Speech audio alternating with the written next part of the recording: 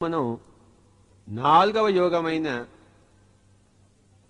ఈ జ్ఞాన యోగంలో కొన్ని శ్లోకాలను చూద్దాం. నేను ఇందాక చెప్పినట్లు సాంఖ్య యోగమన్నా జ్ఞానయోగమన్నా అంతా ఒకటే. అక్కడొకటి ఇక్కడొకటి చెప్పబడలేదు. భగవద్గీత అంతా ఒకటే జ్ఞానం చెప్పబడింది, ఒకటే కర్మ సంవిధానం చెప్పబడింది. కనుక ఈ శ్లోకం మనం చూద్దాం. బహూని మే వ్యతీతాని జన్మాని తవ చార్జున తాన్యహం వేద సర్వాణి నత్వం వేత్త పరంతప. బహూని మే వ్యతీతాని జన్మాని తవ చార్జున తాన్యహం వేద సర్వాణి నత్వం వేత్త పరంతప. బహూని మే వ్యతీతాని జన్మాని తవ చార్జున తాన్యహం వేద సర్వాణి నత్వం వేత్త పరంతప. ఓ అర్జున, నీవి నావి కూడాను ఎన్నో జన్మలు ఇప్పటికే అయిపోయాయి. వాటిని అన్నిటినీ నేను తెలుసుకుని ఉన్నాను. నువ్వు మటుకు ఏమీ తెలుసుకుని లేవు అని జన్మ పరంపరల గురించి ఇక్కడ ఆయన చెప్పారు. ప్రతి మనిషి కూడాను ఎన్నో జన్మల తీసుకుంటాడు తన జన్మ పరంపరలో. మొట్టమొదటిగా శైశవాత్మగా వచ్చినప్పుడు మొట్టమొదటిసారి మానవ శరీరంలో ప్రవేశిస్తాడు. తర్వాత బేబీ సోల్గా ఉన్నప్పుడు కొన్ని జన్మలు అయిపోయి ఉంటాయి. మెల్లిగా శైశవాత్మ నుంచి బాల్యాత్మ నుంచి యౌవనాత్మగా మరి పరిణతి చెందిన ఆత్మక తర్వాత పూర్ణాత్మగా చివరికి తన కార్యక్రమం ముగించుకుని ఇంకా జన్మలు లేకుండా చేసుకుంటాడు. కనుక యోగికి తన జన్మలు తెలుసుంటాయి, ఇతరుల జన్మలు తెలుసుంటాయి. యోగి కాని వాడికి తన జన్మలు తెలియవు. కనుక అనేకమైన ప్రశ్నలతో సతమతమవుతూ ఉంటాడు. జన్మ పరంపర ని నాస్తికులు నమ్మరు. శరీరం మరణించిన తర్వాత ఆత్మ అనేది ఉన్నది అని వాళ్ళు నమ్మరు. ఈ ఆత్మ అనేది ఇతర లోకాలకి పోతుంది అనేది నమ్మరు. వారికి శరీరమే ఆత్మ. అలాంటి వాళ్ళు ఎంత సత్వగుణ సంపన్నులైనా, ప్రపంచంలో అన్నీ కలిగి ఉన్నా, వారిలో ఏదో ఒక అశాంతి లోపల రింగులు తిరుగుతూ ఉంటూనే ఉంటుంది.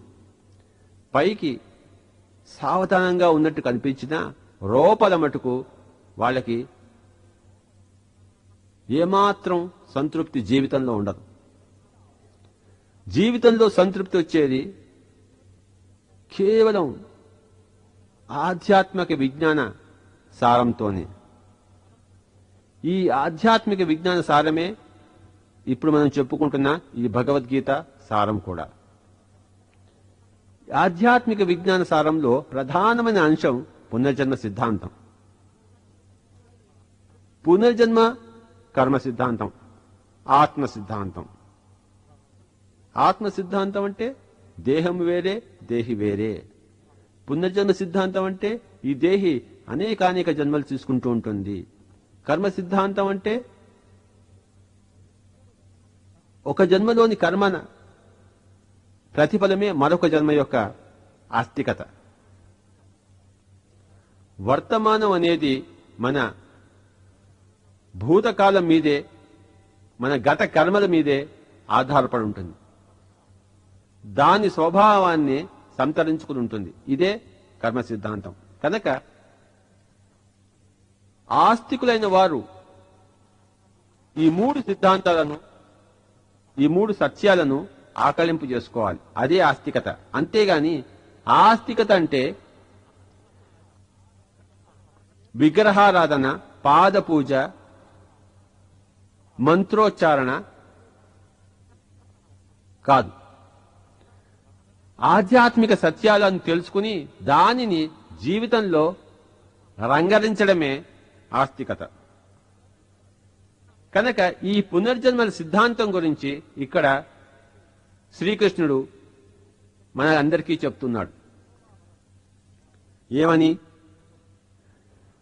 బహూని మే వ్యతీతాని జన్మాని తవ చార్జున తాన్యహం వేద సర్వాణి నత్వం వేత్త పరంతప. అనేక జన్మాలు నీకు నాకు ఉన్నాయి, అందరికీ ఉన్నాయి. కనుక జన్మ పరంపర తెలుసుకోవడమే ఆత్మజ్ఞానం యొక్క ధ్యేయం.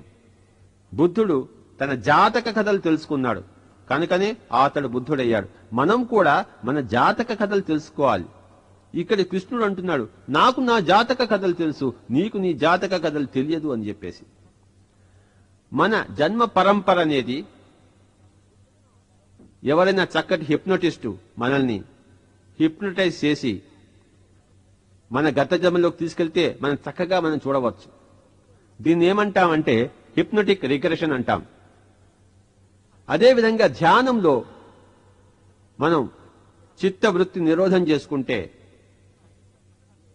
మన మూడవ కంటికి, మన దివ్య చక్షువుకి మన జన్మలన్నీ మనకి చక్కగా ప్రస్ఫుటమవుతాయి. తద్వారా మన గత జన్మలు, మన జాతక కథలు మనం తెలుసుకుంటాం. ఇదే విధంగా కృష్ణుడు తెలుసుకున్నాడు. కృష్ణుడు యోగేశ్వరుడు, కనుకనే నాకు నా జన్మలు తెలుసు అన్నాడు ఆయన. మనం కూడా ఏం కావాలి? మనం కూడా యోగేశ్వరం కావాలి. అంటే మనం కూడా మన జన్మలు మనం తెలుసుకోవాలి. ఏ విధంగా అయితే కృష్ణుడు తెలుసుకున్నాడో అదే విధంగా మనము తెలుసుకోవాలి. అంతేగాని కృష్ణుణ్ణి భజన చేస్తే అది ఆయనకి ఏమాత్రము రుచించదు. ఆయన స్థాయికి మనం ఎదగాలి, అప్పుడే ఆయన సంతోషిస్తాడు. దీని నెక్స్ట్ శ్లోకం చూసుకుందాం. వీత రాగ భయ క్రోధ మన్మయ మాముపాశ్రితా బహవో జ్ఞాన తపసా పూత మద్భావమాగత. వీత రాగ భయ క్రోధ, రాగము లేకుండా అంటే అతిశయిలిన ప్రేమ లేకుండా, మోహం లేకుండా, భయం లేకుండా, క్రోధము లేకుండా మన్మయ మాముపాశ్రితా. ఇది చాలా తెలుసుకోవాల్సిన విషయం. మన్మయ అంటే మామూలుగా మనం అర్థం చేసుకున్నది ఏంటంటే నా అందే అంటే ఆ కృష్ణుడు అందే లగ్నమై ఉన్నవాడని చెప్పేసి. మాముపాశ్రితా అంటే ఆ కృష్ణుణ్ణే ఆశ్రయించిన వాడు అని మనం సాధారణంగా ప్రతి పుస్తకంలోనూ రాసి ఉండడం మనం చూస్తున్నాం. కృష్ణుడు ఎక్కడెక్కడైతే నన్ను ఆశ్రయించండి, నాలోనే నివసించండి, నన్నే భుజించండి అని అంటున్నాడో అక్కడంతా కూడాను మనం మన ఆత్మని మనం ఉంచుకోవాలి. మన్మయ అంటే మనలో మనమే నిమగ్నం కావాలి. మాముపాశ్రిత అంటే మనల్ని మనమే ఆశ్రయించాలి. మనలో అపారమైన శక్తి సంపదలు ఉన్నాయి. అవి ఉన్నప్పుడు వేరే వాళ్ళు ఎవరు మనకి సహాయం చేయరు. జ్ఞాన తపసా పూత అన్నాడు. అంటే జ్ఞానం అనే తపస్సుతో పూర్ణమైన వాడు. అలాంటి వాళ్ళు మద్భావమాగత అంటే నేను ఏ స్థితికి చేరుకున్నానో వాళ్ళు కూడా ఆ స్థితికి చేరుతారు. భగవద్గీత అనగానే ప్రతి ఒక్కరికి కైంకర్య భావన వచ్చేస్తుంది. ఆ విధంగా మన భారతదేశంలో ఈ భగవద్గీత ప్రవచింపబడింది, ప్రబోధింపబడింది. నిజానికి ఆ కృష్ణుడి భావన కైంకర్య భావన కానే కాదు. ఎక్కడెక్కడైతే మన్మయ, మాముపాశ్రిత ఇలాంటివి పదాలు ఉపయోగించబడ్డాయో అక్కడంతా కూడాను అవి ఇన్వర్టెడ్ కామర్స్ లో మనం తెలుసుకోవాలి. అంటే మన్ అంటే కృష్ణుడు కాదు, అక్కడ మనలో మనమే నిమగ్నం కావాలి, మనల్ని మనమే ఆశ్రయించాలి అని చెప్పేసి. చరమశ్లోకమైన సర్వధర్మాన్ పరిత్యజ్య మామేకం శరణం రజ అన్నప్పుడు ఆ మాం అన్నప్పుడు కృష్ణుడు కాదు, ఎవరిని వారే శరణు వేడుకోవాలి. అహం అని ఎప్పుడైతే అంటాడో అక్కడ కృష్ణుడని అర్థం చేసుకోవాలి. మాం అని ఎక్కడెక్కడైతే అంటాడో అదంతా కూడాను ఎవరికి వారే అని అర్థం చేసుకోవాలి. ఇదే భగవద్గీతలో ఉన్న సోకాల్డ్ రహస్యం. ఎక్కడెక్కడైతే మాం అంటారో అక్కడంతా ఎవరికి వారే అని తెలుసుకోవాలి. ఎక్కడెక్కడైతే అహం అని అన్నాడో అక్కడంతా శ్రీకృష్ణుడు తనను తాను నిర్దేశించుకుంటున్నాడు అని చెప్పేసి మనం అర్థం చేసుకోవాలి. కనుక ఇక్కడ వీత రాగ భయక్రోధ మన్మయ మాముపాశ్రిత బహువో జ్ఞాన తపసా పూత మద్భావమాగత అంటే జ్ఞాన తాపసి అయినవాడు రాగము లేకుండా, భయం లేకుండా, ఏమాత్రం క్రోధం లేకుండా తనలో తాను నిమగ్నుడై తనను తానే ఆశ్రయించి నా స్థితికి వస్తున్నాడు. మద్భావమాగత, ఇక్కడ మద్భావం అంటే నా యొక్క స్థితి అని కృష్ణుడు తనను తాను సూచించుకుంటున్నాడు. కనుక ఎక్కడ కృష్ణుడు సాధకుడి ఆత్మని సూచిస్తున్నాడు, ఎక్కడ తన పర్సనాలిటీని సూచిస్తున్నాడు అని చెప్పేసి మనం జాగ్రత్తగా తెలుసుకోవాలి.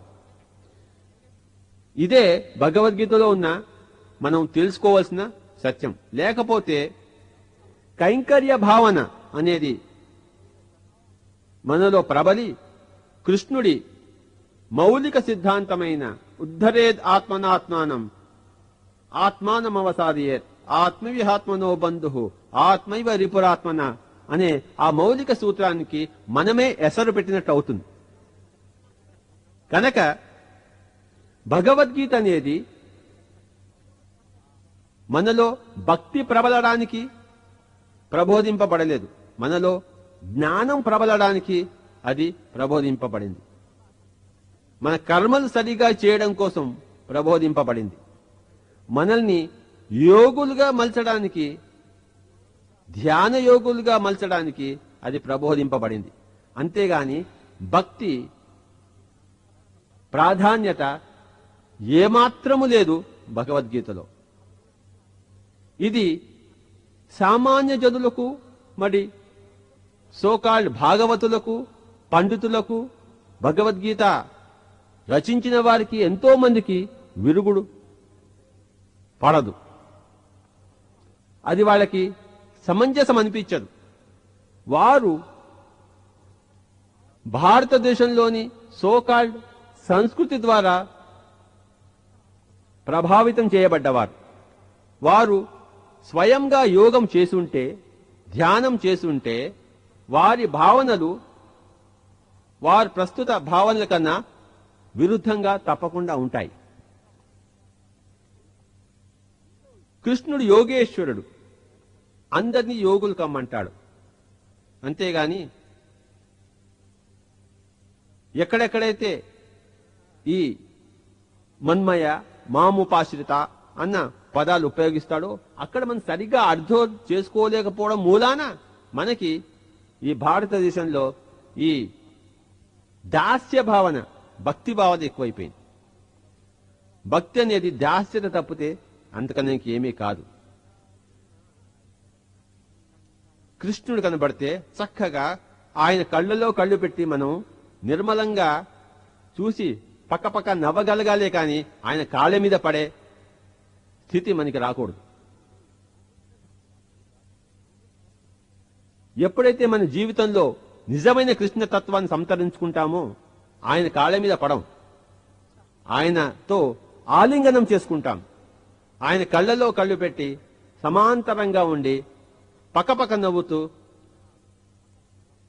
హాయ్ కృష్ణ అనుకుంటూ ఆయనతో మనం సమంగా విహరించడం నేర్చుకుంటాం. అదే ఆయనకి కావాలి.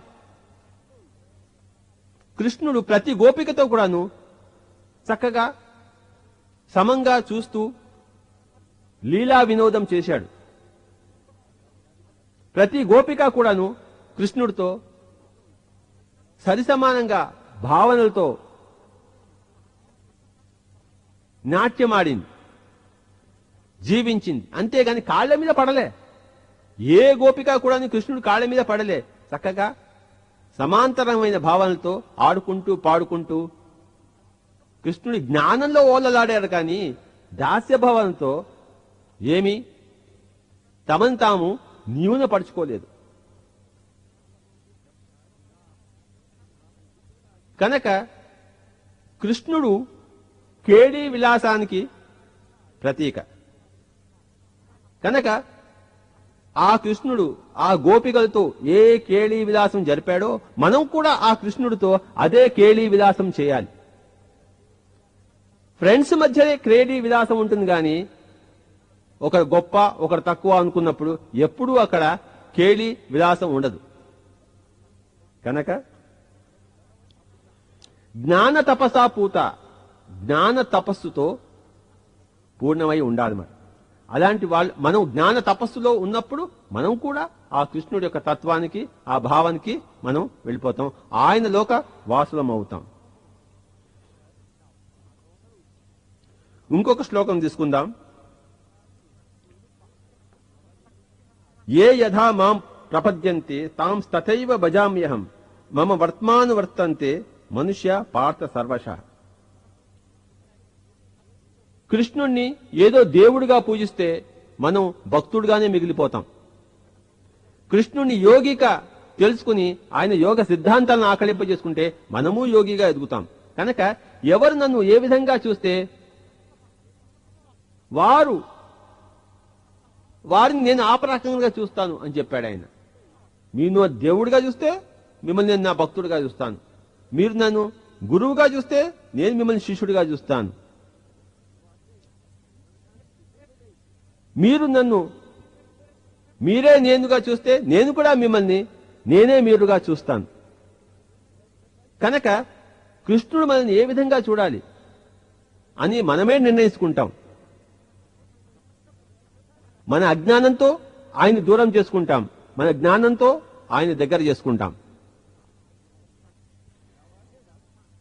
ఏ యథా మాం ప్రపద్యంతే తాం తదైవ భజామ్యహం మమ వర్త్మానువర్తంతే మనుష్యా పార్థ సర్వశః. ఏ యథా మాం ప్రపద్యంతే తాం తథైవ భజామ్యహం మానువర్తంతే మనుష్యా పార్థ సర్వశః. చాతుర్వర్ణ్యం మయా సృష్టం గుణకర్మ విభాగశః తస్య కర్తారమపి మాం విద్య కర్తారమవ్యయం. చాతుర్వర్ణ్యం మయా సృష్టం గుణకర్మ విభాగశః తస్య కర్తారమపి మాం విద్య కర్తారమవ్యయం. ఇక్కడ ఇది మరొక చక్కటి శ్లోకం భగవద్గీతలో ఉన్నది. చాతుర్వర్ణ్యం మయా సృష్టం గుణకర్మ విభాగశః. ఈ హిందూ సొసైటీ అనేది, సంఘం అనేది 4 వర్ణాలుగా విభజింపబడింది అనాదిగా. ఇక్కడ మయా సృష్టం అన్నాడు. మయా అంటే మళ్ళీ ఇందాక మనం అనుకున్నట్టు మామూలుగా కృష్ణుడు నేను నా వల్ల సృష్టింపబడింది అని. నా వల్ల అంటే నా అనేది ఇన్వర్టెడ్ కామెంట్స్ లో పెట్టుకోవాలి. అంటే ఎవడి వల్ల వాడే తనను తాను విభజించుకుంటున్నాడు, తన స్వంత గుణాల వల్ల, స్వంత కర్మల వల్ల. అంతేగాని ఎవరో నిర్దేశించరు నువ్వు శూద్రుడివి, నువ్వు క్షత్రియుడివి, నువ్వు బ్రాహ్మణుడివి, నువ్వు వైశ్యుడివి అని. మన కర్మలు ఎలాగుంటాయో, మన గుణం ఎలా ఉంటుందో అలా దాన్ని బట్టే మనల్ని మనమే నిర్ణయించుకుంటాం మనం ఎవరము. మనలో క్షాత్రం అనే గుణం ఉంటే అప్పుడే మనం క్షత్రియులం. మనలో తృప్తి అనే గుణం ఉంటే అప్పుడే మనం నిజమైన వైశ్యులం. మనలో బ్రహ్మజ్ఞానం ఎప్పుడైతే ఉంటుందో అప్పుడే మనం బ్రాహ్మణులం. ఈ మూడు లేనప్పుడు అప్పుడే ప్రతి మనిషి శూద్రుడు. అంతేగాని పుట్టుకతో ఎవడూ బ్రాహ్మణుడు కాదు, పుట్టుకతో ఎవడూ వైశ్యుడు కాదు, పుట్టుకతో ఎవడూ క్షత్రియుడు కాదు. పుట్టుకతో అందరూ శూద్రులే. చాతుర్వర్ణ్యం మయా సృష్టం. మయా అంటే ప్రతి భగవద్గీత పుస్తకంలోనూ 4 వర్ణాలు నా వల్ల సృష్టింపబడ్డాయి అని చక్కగా రాసుంటుంది. ఆయన వల్ల, నా వల్ల అంటే అక్కడ కృష్ణుడి వల్ల కానే కాదు. మనం భయం పడుతూ జీవిస్తే జీవితాంతం మనం రాజుగారికి పుట్టినా మనం క్షత్రియులం కాం. మనం ఎంత ధనవంతులకు పుట్టినా మనలో తృప్తి అనే గుణం లేకపోతే మనం వైశ్యులం కాం. బ్రాహ్మణుల కులంలో పుట్టిన బ్రహ్మజ్ఞానం లేకపోతే బ్రాహ్మణులం కాం. కనుక ఎవరి వాస్తవాన్ని వాళ్లే సృష్టించుకుంటున్నారు. You create your own reality. మన రియాలిటీని, మన వాస్తవాన్ని కృష్ణుడు తయారు చేయడు. ఆయనే కనుక తయారు చేసుంటే మనమంతా ఇంత అధ్వాన్నంగా ఉండం.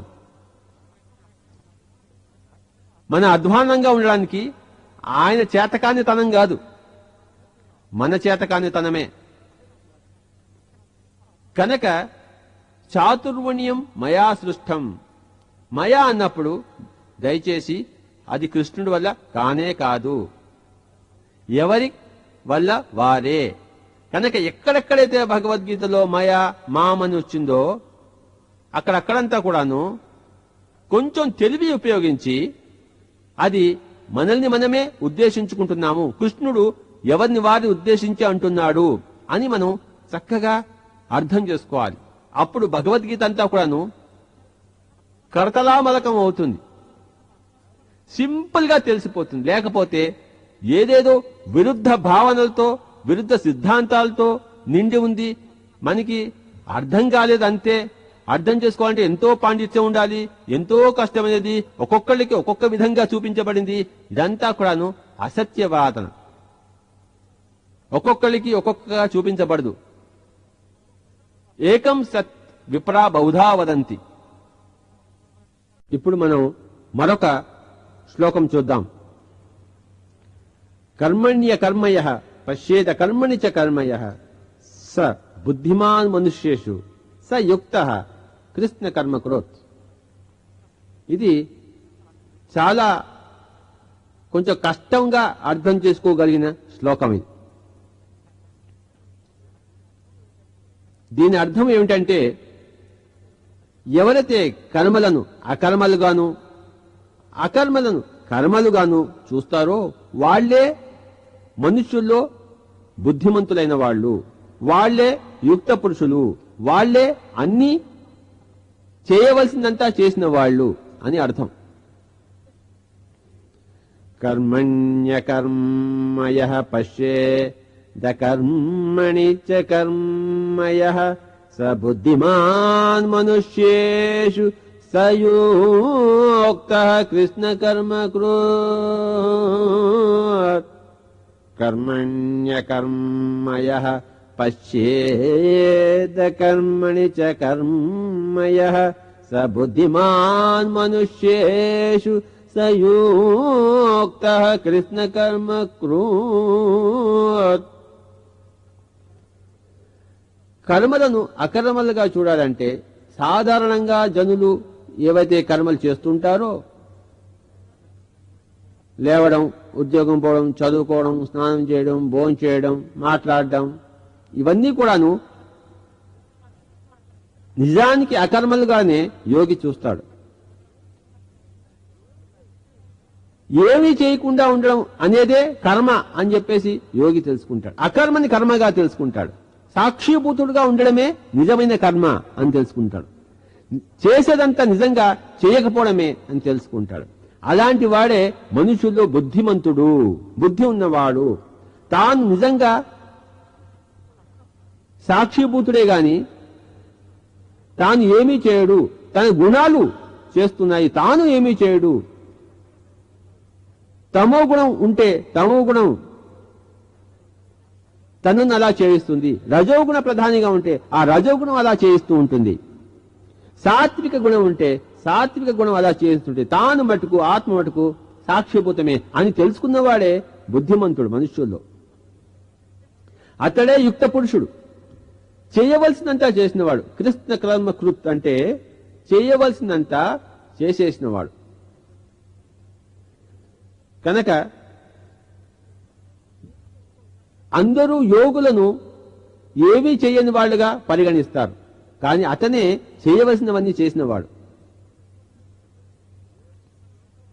యోగులు జ్ఞానులు కాని వాళ్ళు నిరంతరం ఏదో బ్రహ్మాండమైన కర్మకాండాన్ని నెత్తి మీద వేసుకుని సతమతమవుతూ ఏమేమో చేసేస్తున్నాం అని అనుకుంటున్నారు. నిజానికి వాళ్లే చేయవలసిందేమి అంతవరకు తలబట్టని వాళ్ళు, అంటే ఏమీ చేయని వాళ్ళు. మనుషుల్లో బుద్ధిమంతుడు వేరే అని ఇక్కడ కృష్ణ పరమాత్మ చెప్పారు. బుద్ధులు వేరే. గౌతముడు బుద్ధిమంతుడు అయ్యాడు కనుక అతన్ని బుద్ధుడు అన్నారు. మరి బుద్ధుడు అంటే బుద్ధిమాన్ అంటే బుద్ధిమంతుడు ఎవడు? అకర్మలను కర్మలుగాను కర్మలను అకర్మగాను చూసేవాడే ఓ బుద్ధుడు, ఓ బుద్ధిమంతుడు. అతడే యుక్త పురుషుడు. యుక్త పురుషుడు అంటే ఏది యుక్తము ఏది అయుక్తము తెలుసుకున్నవాడే యుక్త పురుషుడు. యుక్తం అంటే చేయవలసిందే, propriety. Whatever is proper is called as యుక్త. బుద్ధిమంతుడు కాని వాడికి ఏది కరెక్టో ఏది యుక్తమో ఏది అయుక్తమో తెలియదు, బుద్ధిమంతుడికే తెలుస్తుంది. కృష్ణుడు మహాబుద్ధిమంతుడు కనుక ఈ విషయం ఆయనకు తెలిసింది. ఆయన మహాబుద్ధిమంతుడు ఎలా అయ్యాడు?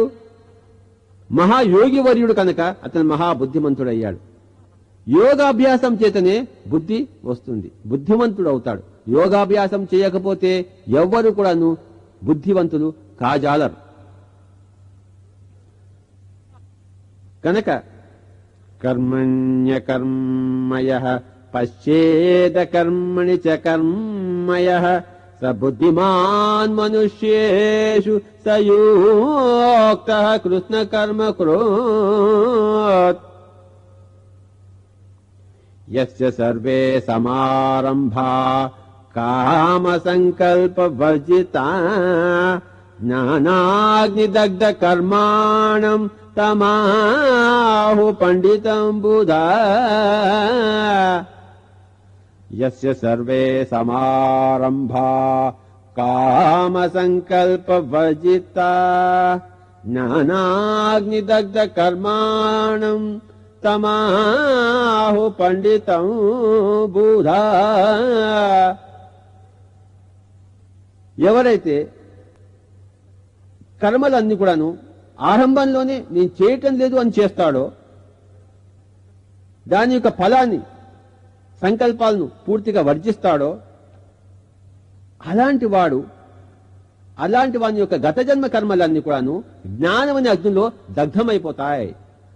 జ్ఞాన అగ్ని దగ్ధ కర్మాణం.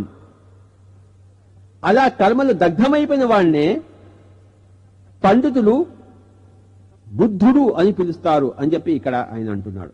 తమాహు అంటే అలాంటి వారిని, పండితం అంటే పండితులు, బుధా అంటే బుద్ధివంతుడు బుద్ధివాన్ అని పిలుస్తారు అని చెప్పేసి. ఎవరు? కర్మలను మొదలు పెట్టక ముందే త్యజించాలి, త్యజించేసి మొదలు పెట్టాలి. దాని ఫలితం ఇలా ఉంటుందని మొదలుపెట్టకూడదు, దాని ఫలితం ఎలా ఉన్నా సరే అని మొదలుపెట్టాలి. అలా కర్మలు చేస్తున్నవాడు అతని యొక్క ప్రారబ్ధ కర్మ అంతా కూడా, సంచిత కర్మ అంతా కూడాను జ్ఞానం అనే అగ్నిలో దగ్ధమైపోతుంది, ఇంకా అంకురించదు. వేరే జన్మకి కారణభూతమైన కర్మ ఏది మిగిలి ఉండదు. ఆ జన్మలో ప్రారబ్ధంగా సంతరించిన కర్మలు మటుకే అనుభవిస్తూ వర్తమాన కర్మలు ఏమీ లేకుండా ఆగామి కర్మలన్నీ దగ్ధమైపోయి ఉన్న స్థితిలో ఉంటాడు బుద్ధివంతుడు, యోగ్యుడు, యుక్త పురుషుడు. అలా సంచిత కర్మను దగ్ధం చేసుకున్న వాళ్నే పండితులు బుధులు అంటారు, బుద్ధ పురుషులు అంటారు, బుద్ధివంతులు అంటారు అని ఇక్కడ కృష్ణ పరమాత్మ అంటున్నాడు. ఆయన యస్య సర్వే సమారంభాః కామ సంకల్ప వర్జితాః జ్ఞానాగ్నిదగ్ధ కర్మాణం తమాహు పండితం బుధా. జ్ఞానాగ్ని దగ్ధ కర్మాణం అనేది చాలా చాలా చక్కటి మౌలికమైన సూత్రం. కనుక మన కర్మను దగ్ధం చేసుకోవాలంటే కేవలం ఆత్మజ్ఞానం వల్లనే అది సాధ్యమవుతుంది. యదృచ్ఛాలాభ సంతుష్టో ద్వంద్వాతీతో విమత్సరః సమః సిద్ధావసిద్ధౌ కృత్వాపి న నిబధ్యతే. యదృచ్ఛాలాభ సంతుష్టో ద్వంద్వాతీతో విమత్సరః సమః సిద్ధావసిద్ధౌ కృత్వాపి న నిబధ్యతే. యదృచ్ఛాలాభ సంతుష్టో, ఏదైతే మనం అడగకుండా మనకి సంక్రమిస్తుందో దాంతోనే సంతృష్టి చెందాలి. అడిగి వాళ్ళని విసిగించి వాళ్ళ వెంటపడి తరిమి కొట్టి వాళ్ళ దగ్గర నుంచి దోచుకోవడము కాదు. అడగకుండానే మనకి ఇచ్చిన దాంతో మనం సంతృప్తి పడాలి. ఏమి దొరకపోతే చావనైనా చావాలి, అంతేగాని వాళ్ళ వెంటపడి అడుక్కుని తినరాదు. యదృచ్ఛాలాభ సంతుష్టో, అప్రయత్నంగా లభించిన దాంతో అన్నమాట. దాంతోనే సంతుష్టం అవ్వాలి మనం. అటుకులు గాని ఏదైనా గాని ద్వంద్వాతీతో, ఇందాక మనం చెప్పుకున్నట్లు అన్ని ద్వంద్వాలకు అంటే డ్యువాలిటీస్ కి అతీతుడుగా ఉండాలి. విమత్సరః, పక్కవాడి దగ్గర అది ఉంది కదా అని చెప్పేసి మనం మాత్సర్యం చూపడకూడదు, అంటే అసూయ చూపకూడదు. సమః సిద్ధావసిద్ధౌ, ఇందాక చెప్పుకునేదే అజ్ఞానుల పట్ల జ్ఞానుల పట్ల సమంగా ఉండాలి. ఇలాంటి వాడు ఏ పనులు చేసినా కూడాను అందులో కొన్ని పొరపచ్చాలు ఉన్నా కూడాను ఆ పాపాలు ఏమి అంటవు. కృత్వాపి న నిబధ్యతే. కనుక మనం ఏ విధంగా కర్మలు చేస్తుంటామో దాన్ని బట్టి మన ప్రతిఫలం ఉంటుంది. కానీ వేరే ఫలానా కర్మకి ఫలానా ఫలితం ఉంటుందని ఆటోమేటిక్గా ఎక్కడ ఉంటుంది. ఫలానా కర్మ ఏ విధంగా చేశాడో దాన్ని బట్టి ఆ ప్రతిఫలం ఉంటుంది.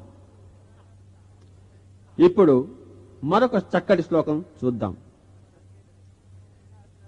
తద్విద్ది ప్రణిపాతేన పరిప్రశ్నేన సేవయా ఉపదేక్షంతి తే జ్ఞానం జ్ఞానినః తత్వదర్శినః. ఆ సత్యం తెలుసుకో. తత్విద్ది ప్రణిపాతేన అంటే సాష్టాంగ నమస్కారం చేసి. సాష్టాంగ నమస్కారం అంటే ఏమిటి? స అష్ట అంగ. అష్ట అంటే 8 అంగాలు, 2 కాళ్ళు, 2 చేతులు, ఒక మొండెము, ఒక తల, ఇవి కలిపి 6 అయ్యాయి. దాంతోపాటు మనస్సు, బుద్ధి ఇవి 2 కలిపితే 8 అంగాలు అయ్యాయి. కనుక కేవలం శరీరంతోనే కాక మనస్ఫూర్తిగా వివేకంతో సహా ఒక గురువుని చేరాలి. అప్పుడే మనకి గురూపదేశం లభిస్తుంది.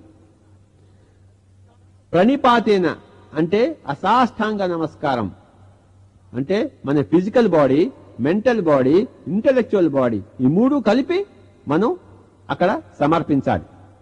లేకపోతే ఆత్మజ్ఞానం అర్థం కాదు. మనస్ఫూర్తిగా చేయవలసింది ఎవడో బలవంతం చేస్తే మనం అక్కడ వస్తే మనకి ఏమీ కుదరదు. అలాగే మనం కొంచెమైనా బుద్ధి ఉపయోగించకపోతే అక్కడ మనకేమీ లభ్యం కాదు.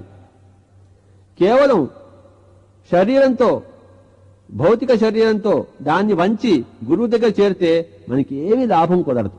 కనుక ప్రణిపాతేన అంటే సాష్టాంగ నమస్కారం, అంటే భౌతిక కాయము, మెంటల్ బాడీ, మనస్సు, బుద్ధి, ఇంటలెక్చువల్ బాడీ మూడు కలిపి మనం చేరాలి గురువు దగ్గరికి. ఆ తర్వాత పరిప్రశ్నేన అంటే చక్కటి ప్రశ్నలు వేయాలి. నా కొడుకు ఉద్యోగం ఎప్పుడు వస్తుంది, నా కూతురు పెళ్లి ఎప్పుడు అవుతుంది, నాకు వ్యాపారంలో నష్టం వచ్చింది. మామూలుగా గురువుల దగ్గర దీనికోసం వెళ్తారు. ఇవన్నీ కూడాను ప్రాపంచికం. ఈ ప్రాపంచికాన్ని దగ్గరికి ఆధ్యాత్మిక గురువు పనికిరాడు. ఆధ్యాత్మికం కోసమే ఆధ్యాత్మిక గురువు దగ్గరికి వెళ్ళాలి. డబ్బు నష్టపోయాడంటే మంచి బిజినెస్ మ్యాగ్నెట్స్ దగ్గరికి వెళ్ళాలి, ఎలా డబ్బు సంపాదించాలో.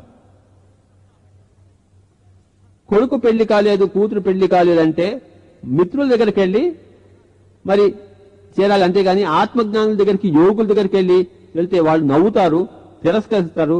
ఇంకొంచెం కోపిష్ఠులైతే రాళ్లు పెట్టి కొడతారు కూడా. కనుక పరిప్రశ్నేన అన్నాడు ఇక్కడ కృష్ణుడు. సరి అయిన ప్రశ్నలు వేయాలి, పక్వమైన ప్రశ్నలు వేయాలి. తర్వాత ఆ గురువు ఏదైనా సేవ కోరితే తప్పకుండా సేవ అందించాలి. తద్విద్ది ప్రణిపాతేన పరిప్రశ్నేన సేవయా ఉపదేక్షంతి తే జ్ఞానం జ్ఞానిన తత్వదర్శిన. తద్విద్ది ప్రణిపాతేన పరిప్రశ్నేన సేవయా ఉపదేక్షంతి తే జ్ఞానం జ్ఞానిన తత్వదర్శిన. అప్పుడే జ్ఞానులు, తత్వదర్శనులు అయిన వాళ్ళు ఉపదేశం చేస్తారు, జ్ఞానం బోధిస్తారు. ఇక్కడ కృష్ణుడు జ్ఞానినః తత్వదర్శినః అన్నాడు. అంటే జ్ఞానులు, తత్వదర్శనులు అని చెప్పేసి. ఈ ప్రపంచంలో ఒకడే ఒక జ్ఞాని, ఒకడే ఒక తత్వం తెలుసుకున్నవాడు లేడు. ఎంతో మంది ఉన్నారు, అందరి దగ్గర నుంచి నేర్చుకోవాలి. ఎందరో మహానుభావాలు, అందరికీ వందనములు. కనుక నేను కేవలం రమణ మహర్షి దగ్గర నేర్చుకుంటాను, మాస్టర్ సివివి దగ్గర నేర్చుకుంటాను, లెడ్బేటర్ దగ్గర నేర్చుకుంటాను, యోగానంద పరమహంస దగ్గర నేర్చుకుంటాను అంటే వాళ్ళు తమంతాము కించపరుచుకుంటున్నారు, అల్పం చేసుకుంటున్నారు. జ్ఞానినః తత్వదర్శినః అన్నాడు. అంటే జ్ఞానులు, తత్వదర్శనులు. ప్రతి మనిషి సివివి దగ్గర నేర్చుకోవాలి, ఎన్ఈబిసన్ దగ్గర నేర్చుకోవాలి, యోగానంద పరమహంస దగ్గర నేర్చుకోవాలి, లోక్సాంగ్ రంపా దగ్గర నేర్చుకోవాలి, రిచర్డ్ బాగ్ దగ్గర నేర్చుకోవాలి, ఓషో రజనీష్ దగ్గర నేర్చుకోవాలి. అందరి దగ్గర నేర్చుకోవాలి. అందరికీ వందనం చేసి చక్కటి ప్రశ్నలు అడిగి వాళ్ళకి తగినంత సేవ చేసి అందరి దగ్గర నుంచి జ్ఞానం జుర్రుకోవాలి.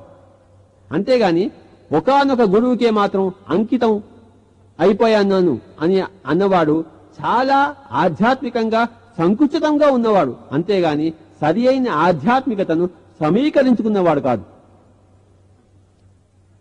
కనుక ఈ అద్భుతమైన శ్లోకంలో కృష్ణుడు ఒక ముముక్షువు అనేక మంది గురువుల దగ్గరికి ఏ విధంగా వెళ్లాలో చక్కగా చెప్పాడు. తద్విద్ది ప్రణిపాతేన పరిప్రశ్నేన సేవయా ఉపదేక్షంతి తే జ్ఞానం జ్ఞానినః తత్వదర్శినః. ఉపదేక్షంతి తే జ్ఞానం జ్ఞానినః తత్వదర్శినః. అపి చేదసి పాపేభ్యః సర్వేభ్యః పాపకృత్తమః సర్వం జ్ఞానప్లవేనైవో వృజినం సంతరిష్యసి. అపి చేదసి పాపేభ్యః సర్వేభ్యః పాపకృత్తమః సర్వం జ్ఞానప్లవేనైవ వృజినం సంతరిష్యసి. ఈ శ్లోకం ద్వారా ఇంకొక చక్కటి పరమ సత్యాన్ని శ్రీకృష్ణుడు వెల్లడించాడు. ఇదేమిటి అంటే, చాలా మంది అంటుంటారు, నేను ఈ భగవద్గీత బోధనకు గాని యోగ సాధనకు గాని మోక్షానికి గాని అర్హుణ్ణి కానేమో, నేను చాలా పాప పంకిలలో పడి ఉన్నవాడిని, పాపాత్ముడిని, ఎన్నో జన్మలు నేను నా శిక్ష అనుభవిస్తేనే గాని నేను దీనికి అర్హుడని కానేమో అని అనుకుంటారు. కానీ అదంతా అబద్ధం అని కృష్ణుడు చెప్పాడు. ఈ శ్లోకం యొక్క అర్థం ఏమిటంటే, నువ్వు మహాపాపాత్ముల కన్నా ఇంకా ఎక్కువ పాపాత్ముడు అయినా సర్వం వృజినం, ఆ పాపం అంతా, వృజినం అంటే పాపం, ఆ పాపం అంతా కూడాను జ్ఞానప్లవేనేవ, ఒక్క ఆత్మ జ్ఞాన వీచికతో సంతరిష్యసి, సంతరించిపోతుంది. నాకింత బ్యాడ్ రికార్డు ఉంది కదా అని చెప్పేసి దాన్ని తలంచనక్కర్లేదు, యోగ సాధనకు ఉపక్రమించు. ఎలాంటి గతమైన వర్తమాన సంకల్ప ప్రభావం వల్ల, వర్తమాన దీక్ష వల్ల, వర్తమాన యోగ సాధన వల్ల గతం గతః అయిపోతుంది. కనుక ఈ చక్కటి శ్లోకం ద్వారా శ్రీకృష్ణుడు అందరినీ ఉత్సాహపరుస్తున్నాడు, ఉత్తేజపరుస్తున్నాడు. నువ్వు ఏమాత్రం వరి కావక్కర్లేదు, నేను పాపాత్ముడిని అని చెప్పేసి. నువ్వు మహాపాపాత్ముడు అయినా కూడాను ఏమీ పర్వాలేదు. Start meditation now. ఇప్పుడు ఆత్మజ్ఞానానికి సిద్ధం కా, యోగ సాధనకి ఉపక్రమించు. వెంటనే నీ పాపమంతా కూడాను క్షమించిపోతుంది, అంతరించిపోతుంది అని చక్కగా చెప్పాడు. అపి చేదసి పాపేభ్యః సర్వేభ్య పాపకృత్తమః సర్వం జ్ఞానప్లవేనైవో వృజినం సంతరిష్యసి. నహి జ్ఞానేన సదృశం పవిత్రమిహ విద్యతే తస్వయం యోగ సంసిద్ధః కాలేనాత్మని విందతి. నహి జ్ఞానేన సదృశం పవిత్రమిహ విద్యతే తస్వయం యోగ సంసిద్ధః కాలేనాత్మని విందతి. ఈ మరొక చక్కటి శ్లోకంలో ఏం చెప్పాడంటే, ఈ జ్ఞానంతో సమానమైనది, సమానంగా పవిత్రమైనది ఈ ప్రపంచంలో ఇంకొకటి లేనే లేదని చెప్పాడు ఆయన. నహి జ్ఞానేన సదృశం పవిత్రమిహ విద్యతే. ఆత్మజ్ఞానంతో సరి సమానమైనది, సరితూగగలది మరొకటి లేనే లేదు. కనుక ఈ యోగ స్థితిని కాలేనాత్మని విందతి అన్నాడు ఆయన. అంటే ఒకటే రోజు రాదు. ఇవాళ మొదలు పెట్టంగానే ఇవాళే ప్రతిఫలం పొందలేం. ఇవాళ విత్తగానే అది చెట్టై కాయై పండై మన చేతిలో పడదు. కాలేనాత్మని అంటే క్రమక్రమంగా కాల ప్రమాణం ప్రకారము మనకి లభిస్తుంది. అది స్వయమే లభిస్తుంది, ఇంకొకటి ఇచ్చేది కాదు. తత్ స్వయం యోగ సంసిద్ధ, మన యోగ సాధన వల్లనే మనకి సమకూర్చబడేది, ఇంకొకటి ఇచ్చేది కాదు. ఈ ఆత్మజ్ఞానం అనేది, ఈ పవిత్రమైన ఆత్మజ్ఞానం అనేది ఇంకొకటి మనకి ఇచ్చేది కాదు. అది మన స్వయం యోగ సాధన ద్వారానే. తత్ స్వయం యోగ సంసిద్ధ కాలేనాత్మని విందతి. మనం ఎంత యోగ సాధన చేసినప్పుడు కొంత సమయం పడుతుంది. కాలేనాత్మని విందతి. కనుక కొంత సమయాన్ని మనం వెచ్చించి చక్కటి యోగ సాధన ద్వారా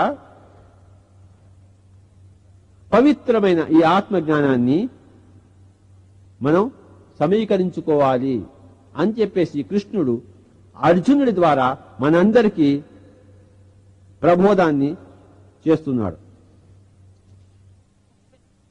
మరొక చక్కటి శ్లోకం చూద్దాం. శ్రద్ధావాన్ లభతే జ్ఞానం తత్పరః సంయతేంద్రియః జ్ఞానం లబ్ధ్వా పరాం శాంతి మచిరణాది గచ్చతి. శ్రద్ధ ఉన్నవాడికే జ్ఞానం లభిస్తుంది. ఇంద్రియాలను జయించిన వాడికే జ్ఞానం లభిస్తుంది.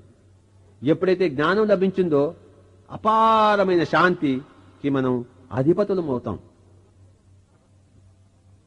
శ్రద్ధావాన్ లభతే జ్ఞానం తత్పరః సంయతేంద్రియః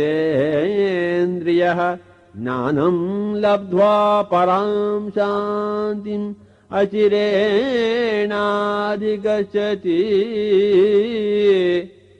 శ్రద్ధావాన్ లభతే జ్ఞానం తత్పరః సంయతేంద్రియః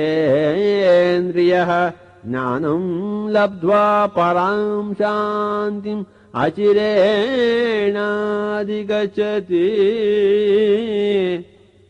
శ్రద్ధ లేకపోతే జ్ఞానం ఎక్కడి నుంచి వస్తుంది? శ్రద్ధ ఉంటే జ్ఞానం రాకుండా ఎలా ఉంటుంది? మన దగ్గరికి జ్ఞానం రాలేదంటే, మనం జ్ఞానవంతులం కాలేదంటే దానికి కారణం మనలో శ్రద్ధ లేదు. మనం పనికిరాని వాళ్ళం. ఆత్మజ్ఞానం పట్ల శ్రద్ధ లేదు మనకి, కనుక జ్ఞానులం కాలేదు మనం. శ్రద్ధ ఉంటే జ్ఞానం ఎందుకు రాదు? శ్రద్ధావాన్ లభతే జ్ఞానం. కనుక కావాల్సింది కృష్ణుడి పట్ల భక్తి కాదు, కావాల్సింది ఆత్మజ్ఞానం. మనమే కృష్ణుడమై ఉన్నాం, మనమే శివుడమై ఉన్నాం, మనమే వెంకటేశ్వర స్వామి అయి ఉన్నాం. కనుక మనకి ఆత్మజ్ఞానం కావాలి, ఇంకోళ్ళ ఊడిగం కాదు. కనుక ఇక్కడేమన్నాడు? జ్ఞానం లభిస్తేనే నిజమైన శాంతి లభిస్తుంది. మనకి ఆత్మజ్ఞానం లేకపోతే మనకి శాంతి ఏమాత్రం ఉండదు. ఈ జ్ఞానం రావాలంటే కొద్దిగా ఇంద్రియాలను కంట్రోల్ చేసుకుని శ్రద్ధతో యోగ సాధన చేస్తే ఆత్మజ్ఞానం వచ్చి తీరుతుంది. శ్రద్ధావాన్ లభతే జ్ఞానం తత్పరః సంయతేంద్రియః జ్ఞానం లబ్ధ్వా పరాం శాంతిం అచిరేణాధిగచ్చతి.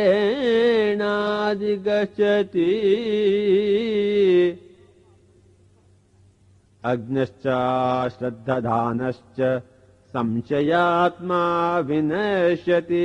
నాయం లోకోస్తి న పరో న సుఖం సంశయాత్మనః. అజ్ఞశ్చ శ్రద్ధధానశ్చ సంశయాత్మా వినశ్యతి. నాయం లోకోస్తి న పరో న సుఖం సంశయాత్మనః.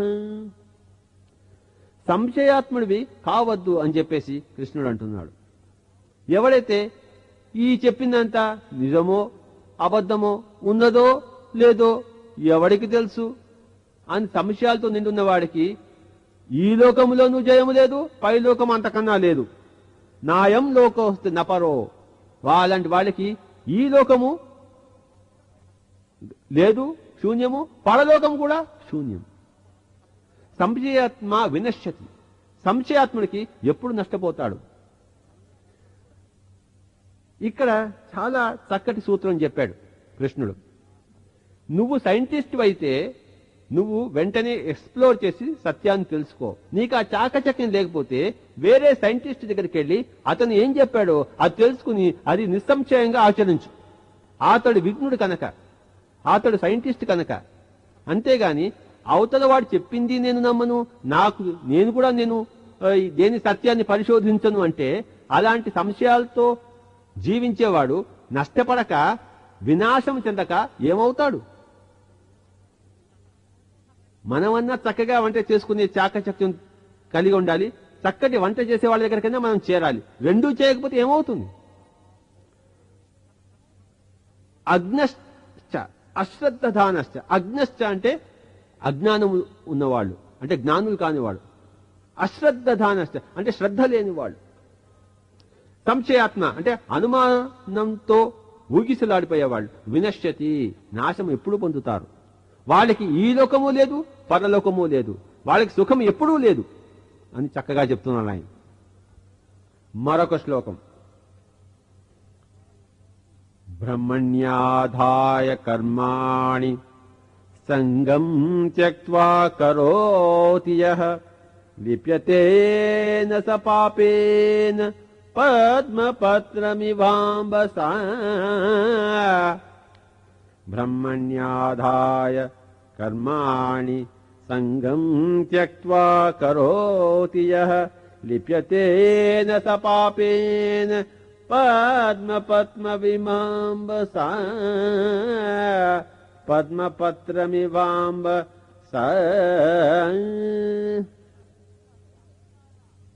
అంటే మనం చేసే కర్మలను కర్తృత్వ భావన వదిలిపెట్టేసి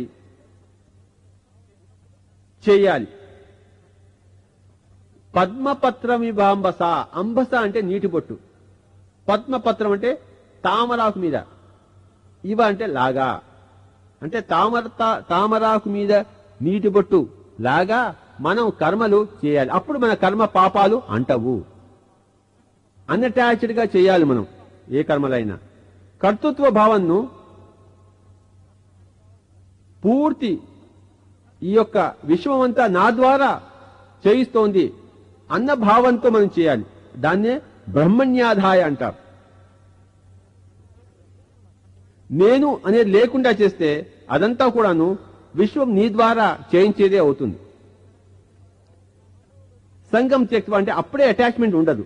ఏ పనులు చేసినా అటాచ్మెంట్ లేకుండా, నేను అనే కర్తృత్వ భావం లేకుండా చేయాలి. అప్పుడు అంటే తామరాకు మీద నీటి బొట్టులా మన కర్మలు ఉండాలి. ఆ విధంగా ఎప్పుడైతే మన జీవిత పర్యంతం చేస్తామో ఆ జన్మ ఆఖరి జన్మ అయి తీరుతుంది. బ్రహ్మణ్యాధాయ కర్మాణి సంగం త్యక్త్వా కరోతి యః లిప్యతేన స పాపేన పద్మపత్రమివాంబసా. విద్యా వినయ సంపన్నే బ్రాహ్మణే గవిహస్తిని శునిచైవ శ్వపాకే చ పండితా సమదర్శినః.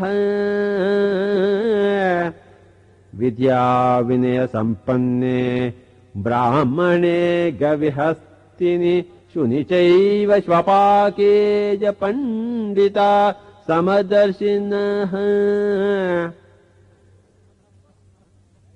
పండితుడు అందరినీ సమంగా చూస్తాడు. అతను బ్రాహ్మణుడు కావచ్చు, క్షత్రియుడు కావచ్చు, శూద్రుడు కావచ్చు, వైశ్యుడు కావచ్చు, అందరినీ సమంగా చూస్తాడు. అలా సమంగా చూసేవాడినే ఆత్మజ్ఞాని అంటారు, పండితుడు అంటారు. లేకపోతే అపండితుడు అంటే పండు కానివాడు, కాయలాంటి వాడే. పండు అయిన వాడే పండితుడు. ఎవడు పండు అయినవాడు? భగవద్గీత శ్లోకాలను ఇటు నుంచి అటు వరకు వల్లవేసిన వాడు కాదు, అందరినీ సమంగా చూసేవాడే పండితుడు. వాడు అఖండమైన విద్యతో వినయంతో కూడుకుని ఉన్న బ్రాహ్మణుడైనా అంటే నిర్గుణ ప్రకాశుడైనా, గవి అంటే ఆవు అంటే శుద్ధ సాత్వికుడైనా, హస్తిని అంటే సాత్విక గుణ ప్రధానులైన, శూన్య అంటే కుక్క అంటే రజోగుణ ప్రధానులైన, స్వపాకే అంటే కుక్క మాంసం తినే తమోగుణ ప్రధానులైన అందరినీ పండితుడు సమానంగా చూస్తాడు. ఇక్కడ ఆవు అంటే ఆవు కాదు, హస్తిని అంటే హస్తిని కాదు, కుక్క అంటే కుక్క కాదు, కుక్క మాంసం తినేవాడంటే అలాంటి వాళ్ళు కాదు. తమోగుణ ప్రధానుల్ని స్వపాకులుగా, రజోగుణ ప్రధానుల్ని శునిగా, సాత్విక గుణ ప్రధానుల్ని హస్తినిగా, శుద్ధ సాత్వికులను గవిగా, నిర్గుణ స్వరూపులను బ్రాహ్మణులుగా ఇక్కడ ఉదాహరించి అందరినీ సమంగా చూసేవాడే పండితుడు. పండితుడు అనేవాడు అందరినీ సమంగా చూస్తాడు. అదే సమత్వం యోగ ఉచ్యతే అని మనం ఇందాక చెప్పుకున్నాం. ఆయన చెప్పారు కనుక పండితుడు అంటే దేనికి ఏడవని వాడు పండితుడు. అగతాసూన్ అగతాసూంచ నాను శోచంతి పండితాహ. కనుక పండితుడు అంటే వ్యాకరణ పండితుడు, సంస్కృత పండితుడు కాదు. పండితుడు అంటే ఆత్మజ్ఞానం పరంగా అందరినీ సమంగా చూసేవాడు, ఎల్లప్పుడూ ఏడవని వాడు. ఆత్మ జ్ఞానాన్ని, ఆత్మ శక్తిని, ఆత్మ ఆనందాన్ని అనుభవించేవాడు అని మనకి అర్థం. ఈరోజు మనం ఇంతవరకు ఈ విషయాలు చక్కగా తెలుసుకున్నాం. ఇందాక చెప్పినట్లు ఈ చివరి శ్లోకాలు 5వ అధ్యాయం అంటే కర్మ సన్యాస యోగం అనే దాంట్లో తీసుకోబడ్డాయి.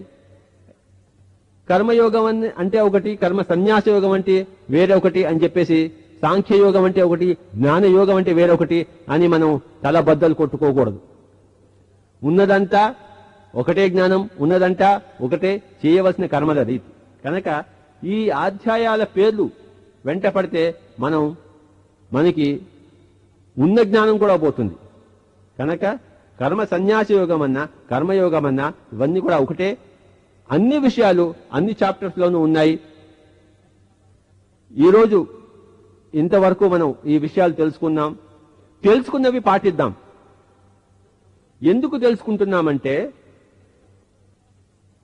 జీవితంలో మనం ఎలా జీవించాలి అని తెలుసుకునేందుకు, అవి పాటించేందుకు మనం ఈ విషయాలు తెలుసుకుంటున్నాం. అంతేగాని మనం హిందువులం కనుక కృష్ణుడు చెప్పింది మనం తెలుసుకోవాలి కాదు. కృష్ణుడు చెప్పింది జీవిస్తేనే మనం హిందువులం అవుతాం. అంతేగాని భారతదేశంలో పుడితే, మనం హిందూ కులాల్లో పుడితే ఎవడు హిందువు కాదు. కనుక ఈ విషయం పిరమిడ్ స్పిరిచువల్ సొసైటీ వాళ్ళందరికీ చక్కగా తెలుసు. కొత్తగా చెప్పేది ఏమీ లేదు. అయినా కూడాను కొత్తగా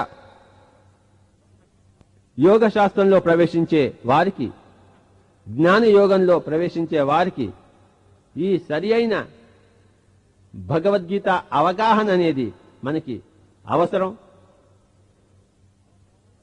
మనల్ని మనం అనేక వ్యతిరేక వ్యాఖ్యలతో కూడుకున్న అనేక భగవద్గీత నుంచి మనం సంరక్షించుకోవాలి.